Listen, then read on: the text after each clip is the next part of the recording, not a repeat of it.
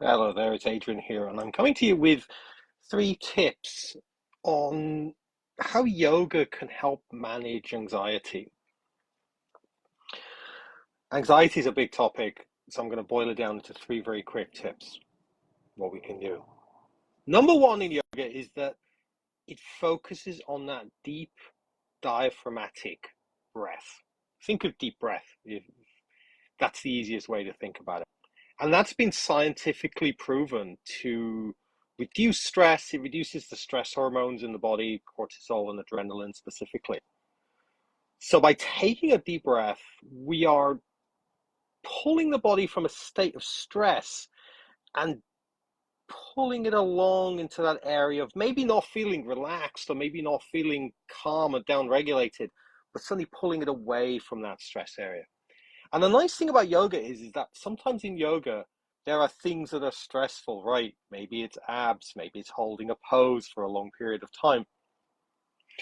And by having that focus throughout the yoga practice on that deep diaphragmatic breath, you are conditioning yourself to be able to use that tool, not just on the mat when there's something, a stressful pose, but then being able to take that into the rest of the day, the rest of the world, and being able to use that same trick of I'm feeling a little bit physiologically or psychologically stressed here. I'm going to breathe a little bit deeper. I'm going to breathe, exhale a little bit slower. It's a habit, and you're learning to do that on the mat, which hopefully carries over into your day-to-day life. So that's number one. Number two, I spend a lot of time focusing on certainly softening those areas that are from underneath the nose to the middle of the chest. And that includes the jaw, the neck, and the shoulders, and even things like the hands. And then there's all these muscles up here, like the pectoral muscles that can tighten up in that response to stress. Now, the tightening up in response to stress is an automatic reaction. It's very hard to sort of step in there and stop that happening. But it, stress can happen the other way as well, because if we're holding tension in these areas or we start gripping in certain areas, we can be sending a signal to our brain that we're actually stressed. And the brain then goes into this mode of, ooh, there's something I need to be aware of. There's something I should be looking out for. And so that creates this cycle of stress within the body. What we do with our body, the physiology of our body, translates into something that happens in the mind, the psychology of the body, and then that translates back, cycles back into things that happen within the body. So if we can break some of that cycle, interrupt some of that cycle, maybe by saying we're not going to clench the jaw, or we're going to be aware when we're clenching the jaw, or we're going to bring the shoulders down, or broaden across the chest, or relax these muscles that are in the neck, we're getting in and interrupting that pattern, and again helping us pull us away from that place of feeling stressed, and maybe not taking us to a place of calm, not taking us away, totally away from that place of anxiety, because external things still exist, but maybe putting us in a place that we can better able to deal with that.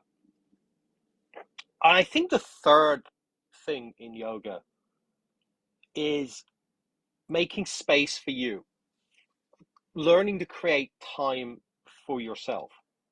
There's so much demand in this world on our time, on our attention, and it can be very hard to carve out space for ourselves. And it can also feel selfish to carve out space for ourselves, which I think makes the whole thing even worse. And by the action of saying, I'm going to take an hour, roll out my mat, spend time and do something for me, that is not just at that moment in time doing something that's good for you, hopefully, in that it's something that you want to do and it's something that you feel is good for you, but also, even when you're not unrolling a mat, you're learning to make space for yourselves at other times. And that is a really valuable skill to have and a valuable skill to practice. And by having something like a yoga practice that you come to every week or twice a week or something like that, you're building, you're telling yourself that it's okay to have that habit where you're doing good things for yourself. And that can translate well far and beyond the stuff that you're doing in the yoga room or on a mat. Really is one of the really cool things that you can do. So those three things again, really quickly.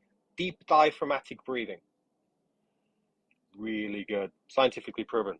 Number two, relaxing everything from underneath your nose here to the middle of your chest, including your shoulders, your jaw, your neck, and all those kind of areas.